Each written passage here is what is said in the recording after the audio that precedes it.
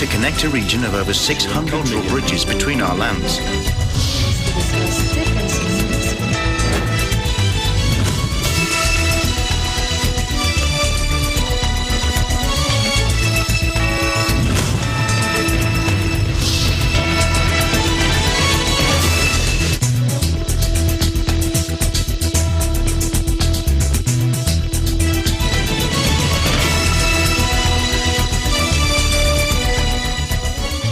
Hello and welcome to ASEAN in Focus. I'm Alma Angeles, and joining me today is from our EBC Thailand Bureau. Hello, Esther. Hi, I'm Esther Adanga from EBC Thailand Bureau, giving you the news in the dynamic ASEAN region. On today's headlines. Malacanang released an executive order creating a Build Back Better task force for post-disaster rehabilitation and recovery efforts in areas affected by successive typhoons. Thousands of democracy activists marched on Thailand's police headquarters in Bangkok Wednesday, defacing the compound walls with brightly colored paint a day after chaotic protests left more than 50 injured. President Xi Jinping pegged China as the pivot point for global free trade on Thursday, vowing to keep his huge economy open and warning against protectionism at the APEC Forum Summit.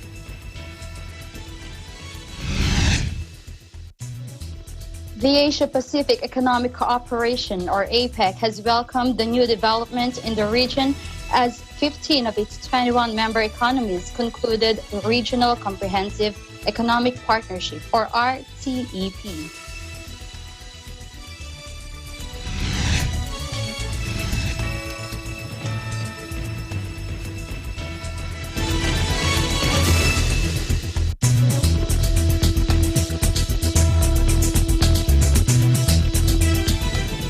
First, here in the Philippines, Malacanang released Executive Order number 120, creating a Build Back Better task force for post-disaster rehabilitation and recovery efforts in areas affected by the successive typhoons. Under EO 120, which President Duterte signed on Wednesday, the task force will expedite and lead the preparation, implementation, and monitoring of a post-disaster rehabilitation and recovery program for typhoon-affected areas.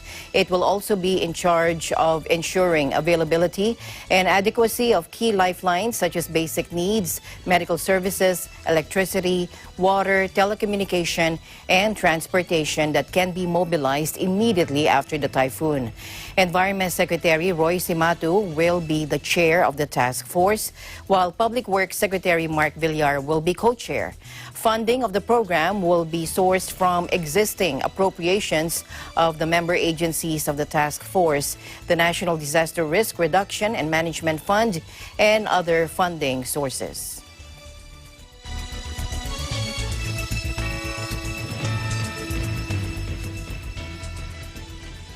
The Chinese embassy in Manila on Wednesday clarified that the temporary suspension of foreign entry into China applies to all foreigners from all foreign countries, not only to Filipinos.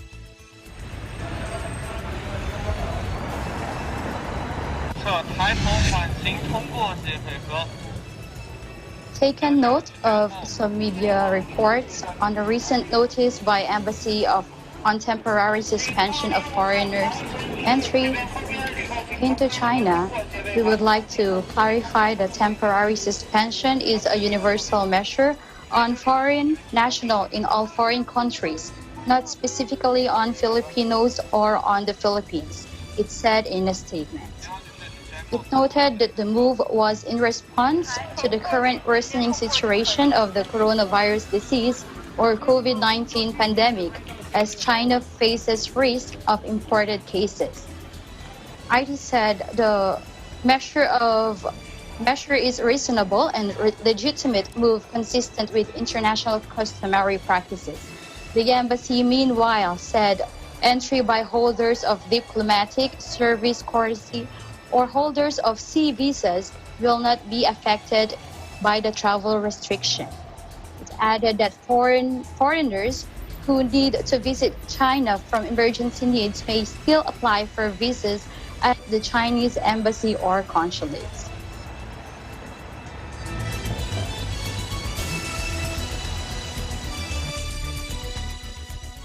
Next, some residents of the island provinces of Occidental and Oriental Mindoro now have free internet access through wireless fidelity or Wi-Fi hubs installed by the Department of Information and Communications Technology, or DICT.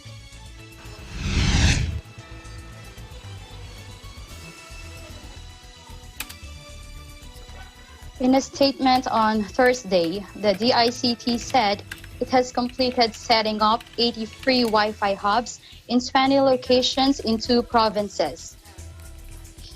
Free Wi-Fi sites as part of the DCIT's Free Wi-Fi for All program and institutionalized by Republic Act number 10929, or the Free Internet Access in Public Places Act. Calapan City Mayor Arnan Panaligan said the Wi-Fi hubs would help both students with blended learning and those working at home during COVID-19 pandemic.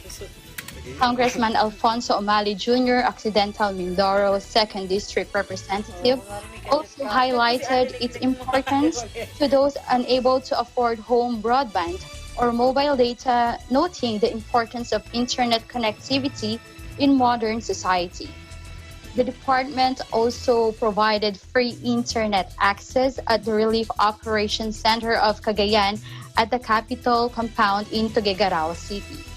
This is apart from the free Wi-Fi access and charging provided at the DCIT Cagayan provincial office, where some residents affected by flooding brought by Typhoon UNICEF were relocated.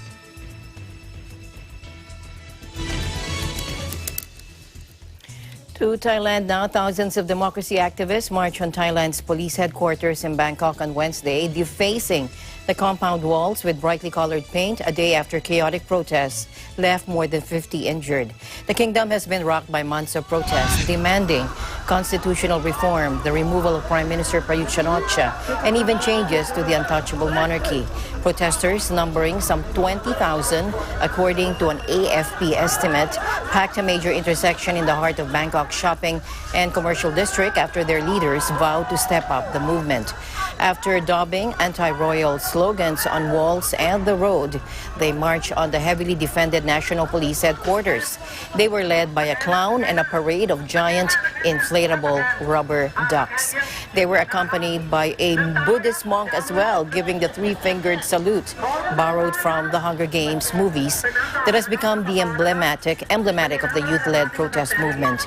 Some protesters threw glass bottles and paint bombs over the walls of the police headquarters, which was barricaded with dumper trucks, concrete blocks, and razor wire. Others hurled paint at the outside walls, leaving them plastered with bright yellows and blues, while others used water pistols to squirt paint into the compound. Fearing trouble, many protesters came equipped with helmets, goggles, and even gas masks. But after the impromptu paint job, they dispersed peacefully at around 8:30 in the evening. Prominent protest leader Jatupat Bunpat Tarasaks called a new rally on November 25 outside the Crown Property Bureau, which manages the hugely wealthy monarchy's estates. Lawmakers have this week been discussing various proposals for constitutional change, which mostly exclude any reform to the monarchy. On Wednesday, they agreed to look at 2 proposals for a constitutional drafting assembly, while rejecting more far-reaching bills to revise the role of the royals and change the makeup of the Senate.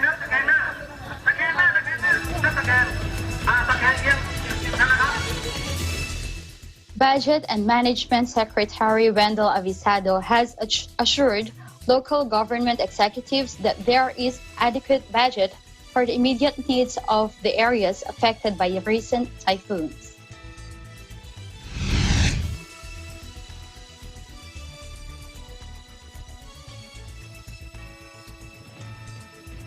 Avisado said the remaining funds of the National Disaster Risk Reduction Management, or NDRRM, stand at about 6.8 billion pesos, which is not enough for the needs of typhoon hit areas. The DBM has supplemented this by about 10 billion pesos, Avisado said. He said there was also a suggestion to extend financial assistance to local government units or LGUs affected by Typhoon Quinta and Rolly to augment their calamity fund, and the budget will be charged against the NDRRM fund. He said the funds will be released within the week.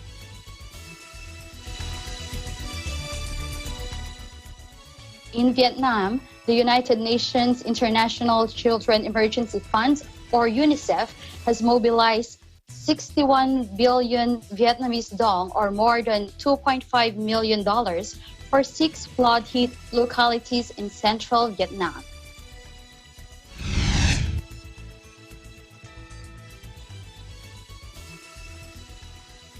These 6 localities are Ha Tinh Province, Quang Binh Province, Quang Tri Province, Qua Thien Hu Province, Da Nang City, and Quang Nai Province.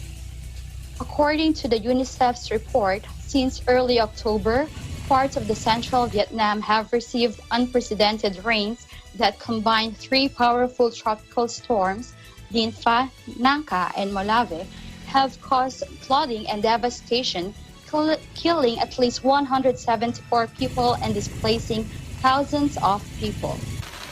Over 7.7 million people have in the 9 provinces affected by the natural disasters. Water levels in some areas have reached the highest point in over 2 decades. The storms have also damaged vital infrastructure, including electricity and roads, leaving many communities cut off assistance and protection. The successive storms caused extensive damage to running water networks, sanitation facilities, schools, clinics, houses, and communal infrastructures. In other news, U.S. regulators cleared the Boeing 737 MAX to return to the skies, ending its 20-month grounding after 2 fatal crashes that plunged the company into crisis. In a video that accompanied the announcement, FAA Administrator Steve Dickinson said he was 100% comfortable with having his family fly in the jet. Mr. Dickinson piloted test flights during the approval process. Let's listen in.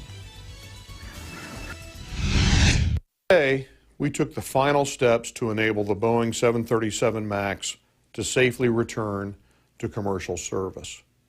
And this morning, I signed an order rescinding the grounding order that the FAA issued on March 13th, 2019.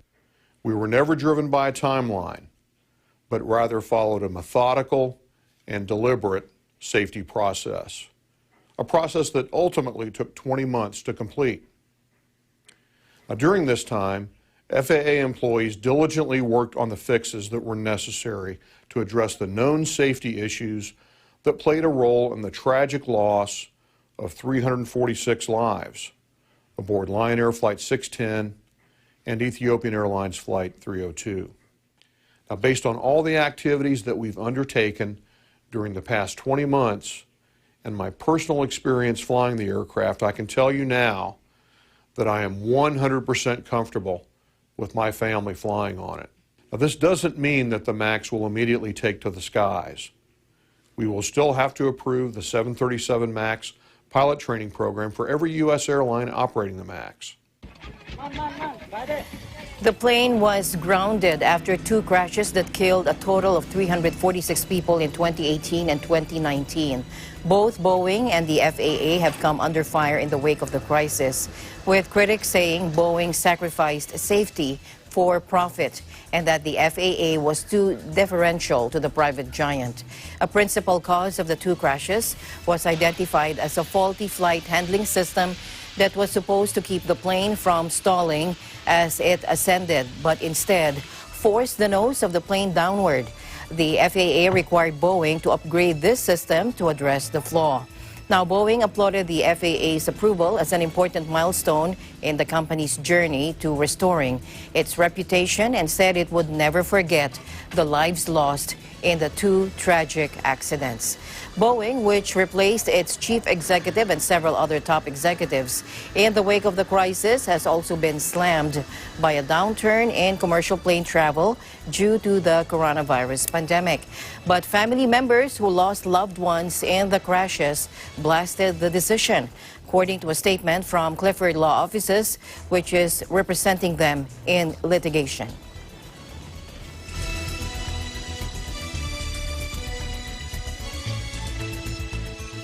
Malaysia's King Sultan Abdullah Ahmad Shah on Wednesday assented to a declaration of emergency at the Sabah parliamentary constituency of Batu Sapi to postpone an election due there next month. On October 25, the king had rejected a proposal by Prime Minister Tan Sri Muhyiddin to declare a nationwide emergency aimed at tackling the pandemic.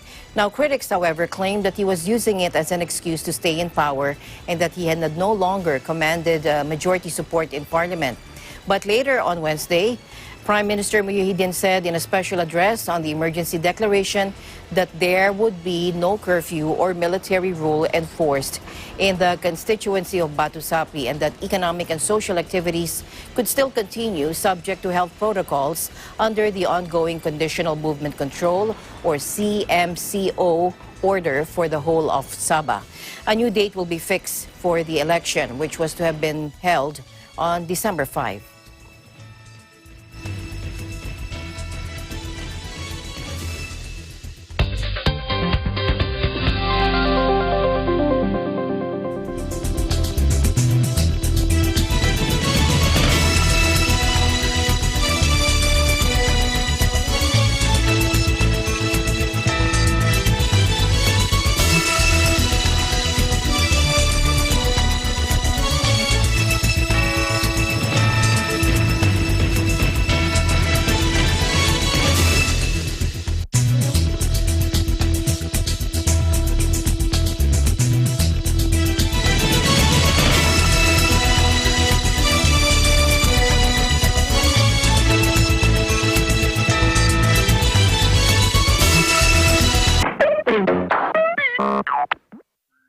Turuan din natin ang mga bata ng tamang paghugas ng mga kamay. Basain ang kamay ng tubig at lagyan ng sabon. Kuskusin ang iyong mga palad. Gayon din ang pagitan ng mga daliri. Pati na ang likod ng mga palad at daliri. Ganon din ang iyong hinlalaki, kasama ang mga dulo ng iyong mga daliri. Pagkatapos ay iyong palapulsuhan. Gawin ito ng kahit 20 segundo. Pagkatapos ay banlawan ng tubig at patuyuin.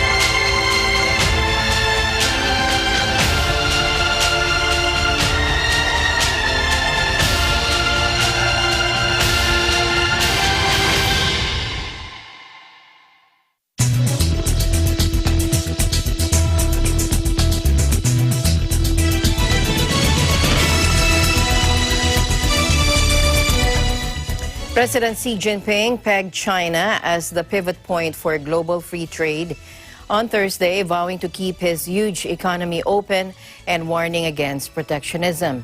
Buoyed by the signing of the world's largest trade pact over the weekend, President Xi said the Asia-Pacific is the forerunner driving global growth in a world hit by multiple challenges, including the pandemic.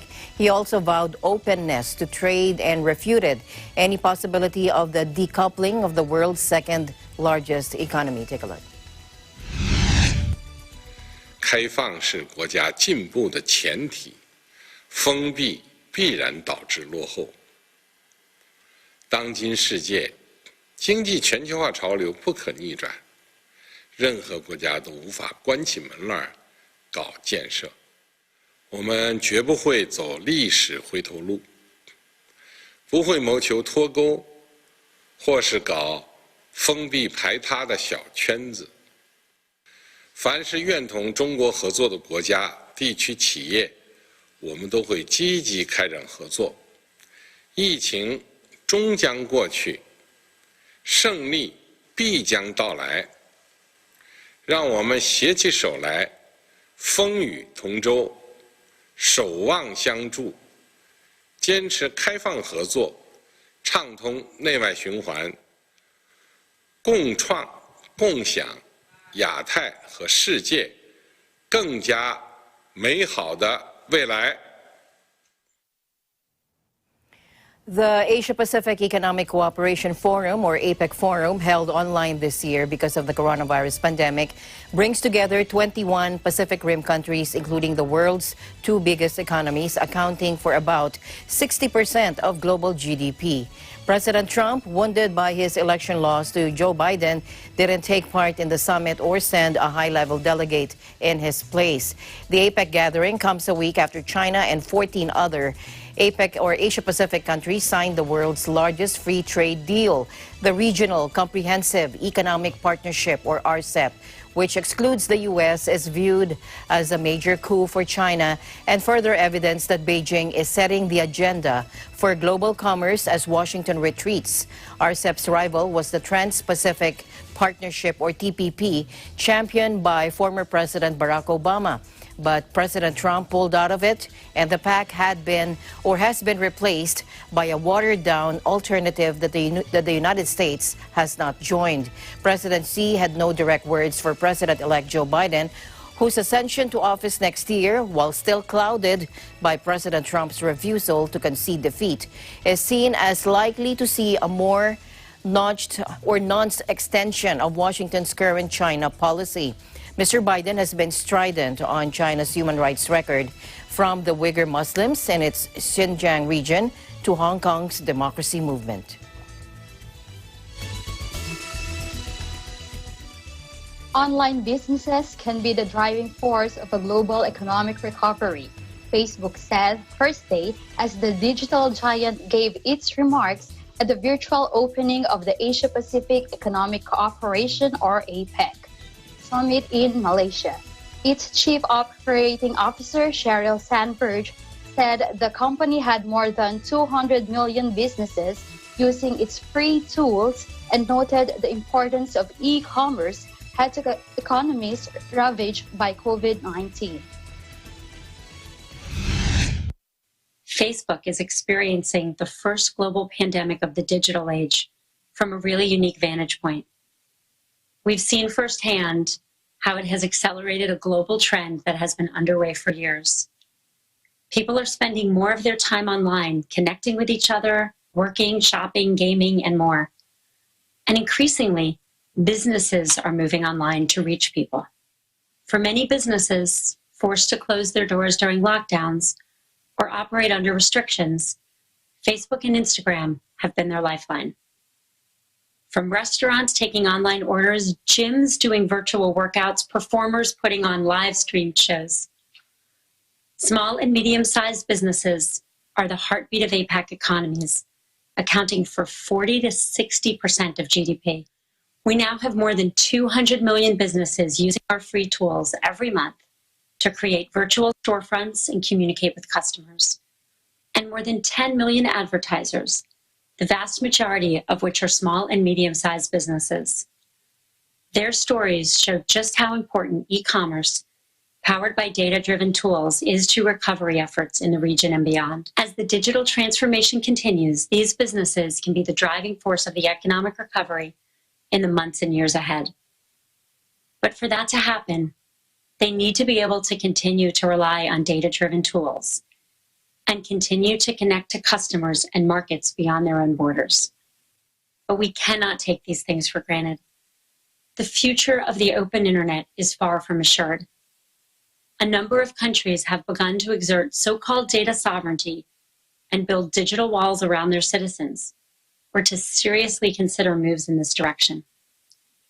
This shift toward digital protectionism is self-defeating.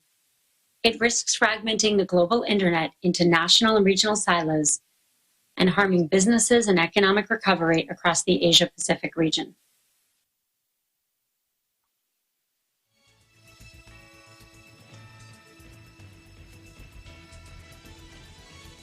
APEC's 21 member economies are the United States, Australia, Brunei Darussalam, Canada, Chile, China, Hong Kong, Indonesia, Japan, Malaysia, Mexico, New Zealand, Papua New Guinea, Peru, the Philippines, Russia, Singapore, Republic of Korea, Chinese Taipei, Thailand, and Vietnam. And staying at the APEC Forum, the APEC Forum has welcomed the new development in the region as 15 of its 21 member economies concluded the RCEP, or Regional Economic Cooperation or Economic Partnership. In a virtual press briefing on Wednesday, APEC Secretariat Executive Director Rebecca Fatima Santamaria said the RCEP sets the stage for APEC economies to advance the agreement into a wider context. The 10 member states of ASEAN, or Association of Southeast Asian Nations, Brunei, Cambodia, Indonesia, Laos, Malaysia, Myanmar, Singapore, the Philippines, Thailand, and Vietnam, and its 5 free trade agreement or FTA partners, namely Australia, New Zealand, China, Japan, and South Korea, concluded the free trade deal on November 15. Now, prior to RCEP, 11 APEC economies, including Brunei, Malaysia, Singapore, Vietnam, Japan, Australia, Canada, New Zealand, Chile, Mexico, and Peru signed the Comprehensive and Progressive Agreement for Trans-Pacific Partnership, or known as the TPP. Now, APEC Policy Support Unit, or PSU Director Dennis Yu, echoed that RCEP and TPP are important pathways to FTAAP, a proposed FTA among the 21 APEC economies. The Ministry of Health and the Global Alliance for Vaccine and Immunization, or Gavi, are finalizing the date to sign the optional purchase arrangement agreement to participate in the COVID-19 Vaccine Global Access, or COVAX, vaccine allocation plan. Science, Technology and Innovation Minister Khairi Hamaluddin said the cabinet had on October 14 agreed for Malaysia to join the COVAX facility, which would guarantee vaccine supply for 10% of the country's population. He said the cabinet also agreed that the MOH would represent the government to finalize Malaysia's agreement for participation in COVAX, together with Gavi and Attorney General's chambers to review the terms and conditions of the agreement set by Gavi. Khairi said the agreement of the early access to the COVID-19 vaccine supply was important to protect the people from the virus, as well as to help boost the country's economy when the vaccination is made a condition for movement and communication globally.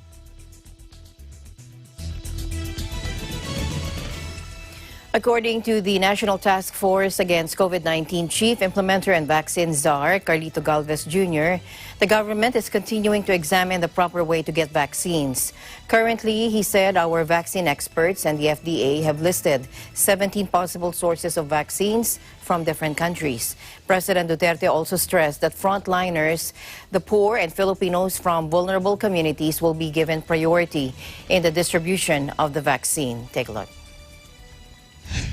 Tuloy po yung evaluation po ng ating vaccine of experts at saka ng FDA kung ano po yung tamang solusyon ng pagkukuha ng vaccine. At ang ating pong vaccine of expert ay nirank po yung 17 po ang ating pong possible sources of vaccines sa iba't ibang mga bansa. At out of the 17 po, sir, siyam po yung nasa tinatawag nating phase 3 trial. At sa phase 3 trial po nito, 3 po doon ang magkakaroon po ng trial dito po sa atin this coming December and January. Nagpapasalamat po tayo kay Enrique Rason na meron po rin siya ng binigay na 300,000 doses ang BDO at saka po yung ibang mga Lusutan Group at saka San Miguel Corporation at saka Go Negosyo. Nakapag-raise na po sila ng more than 1 million and hopefully, baka tataas pa yun ng 1 or 2 million doses. Ito po para po sa kanilang mga, do-donate po nila yung 80 to 50% of the vaccine at saka yung iba po gagamitin po nila sa kanilang mga poor essential workers po. At no cost po sa ano po natin. Kung magkakaroon po tayo ng advance procurement po, by the end of the year, pwede po natin magkaroon po tayo ng signing of the loan agreements. Kaya po ang aming po na recommendation po, Mr. President, next slide please, ay we enter on the advanced market commitment through the multilateral arrangement with World Bank and ADB as our finance manager. Thank you. So, mga kababayan ko, narinig ninyo si General Galvez. Ito yung pamaraan kung paano makuha. Iba't ibang pamaraan paano makuha natin ang COVID. Yun ang sinasabi ko. Whatever it is, I have full faith and trust in the task force that we have this commitment that we will start with the poorest of the poor. We will start with the frontliners and then yung mga poor and vulnerable communities.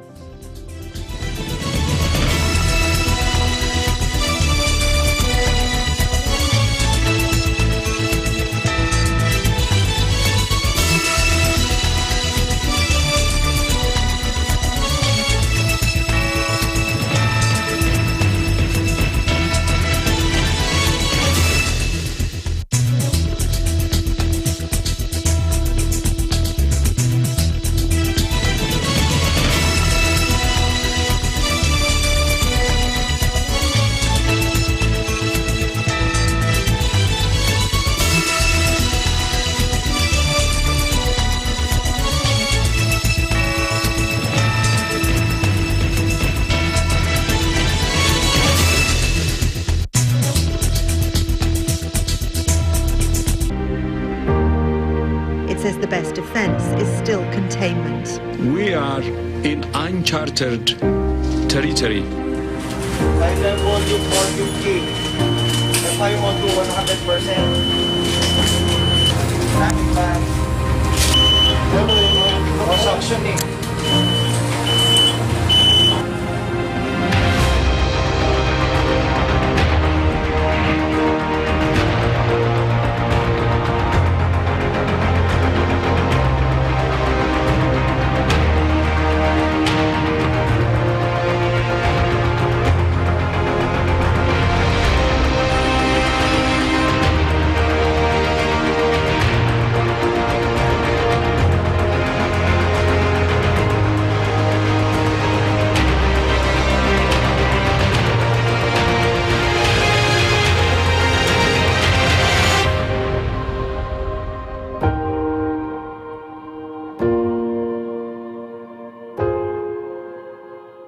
Innovation, digital disruption, globalization.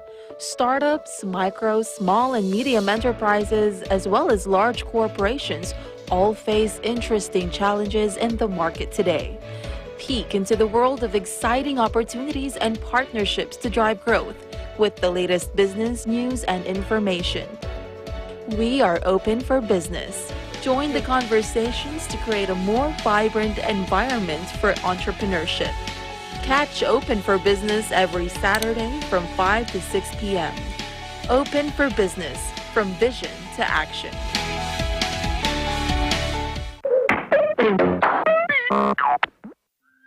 Turuan din natin ang mga bata ng tamang paghugas ng mga kamay.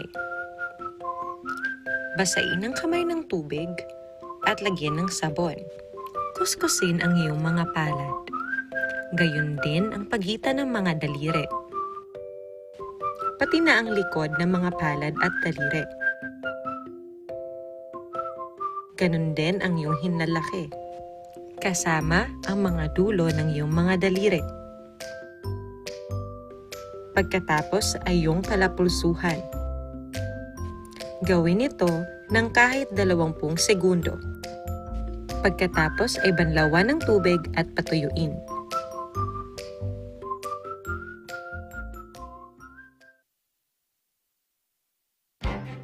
Events happen around us all the time, in our community, in our country, around the world. Events that affect people, move communities, or simply inspire us. Interesting events that people need to know. In these interesting times, we continue to be a competent partner in delivering news about these events. Fast, accurate, balanced. Eagle News, because we live in interesting times.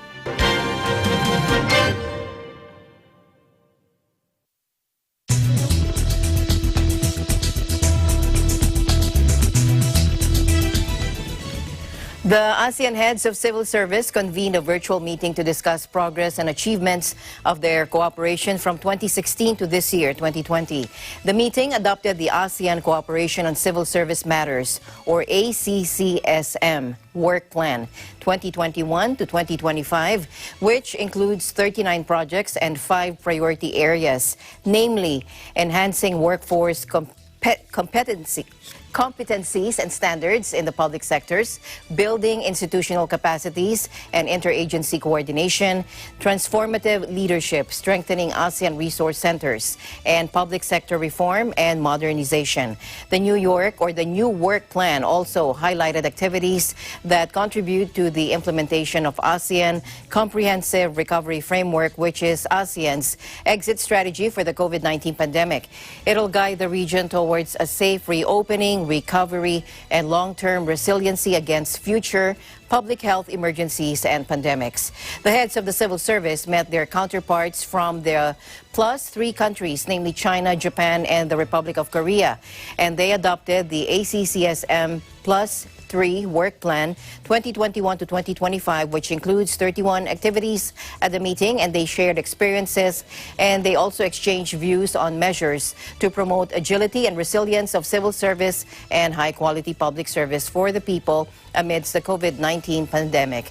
Policies and support for remote and flexible work arrangements have been introduced by most ASEAN +3 countries for civil servants. Several public services have likewise shifted online.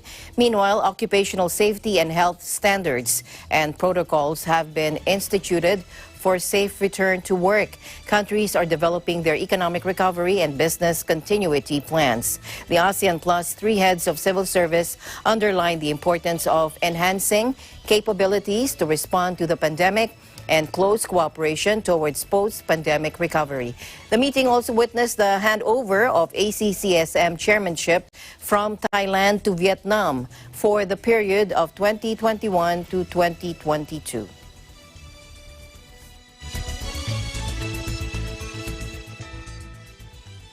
Hanoi Ho Chi Minh City air route ranked second among the world's top 10 busiest routes, according to Traveler.com.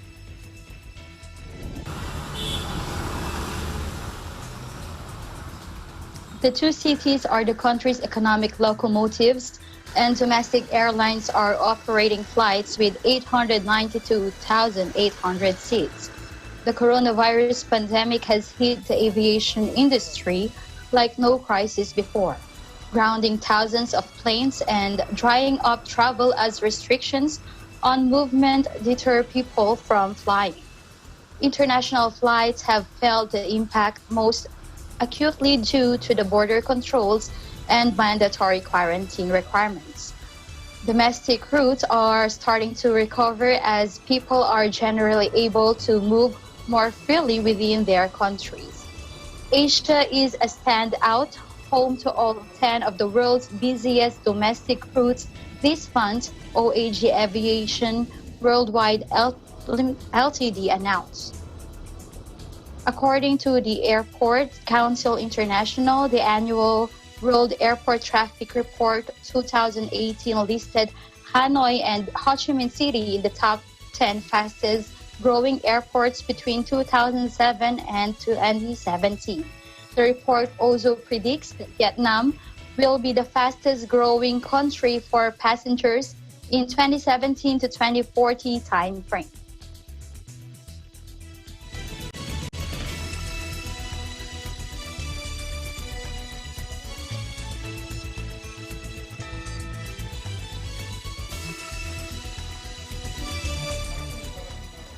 Hello, Esther. How are you doing? Hi, Alma. I'm good. How are you? I'm doing okay. So how is Pattaya, by the way? You're in Pattaya, right? Okay, so Alma, today the country has, Thailand has a long holiday to boost the domestic tourism. It's actually a special holiday, so we're expecting Pattaya to be busy. Wow. And today is the first day, so maybe for the following days, Pattaya will be a busy city again. Okay, and is it your mom's birthday today? Where is she? Yes, Alma. My mom is in the Philippines. Also, thank you for the opportunity. I would like to take this opportunity to greet my mom. Happy birthday, Mama. I love you and I miss you. Oh, how sweet. Happy birthday po, Mama. I love you too. I have no mom anymore, but happy birthday po. Thank you for joining me today, Esther, and I'm so glad you were able to join me and help me out today. Thank you so much. It's always been my pleasure, Alma, and that's the latest news around ASEAN. Thank you for watching.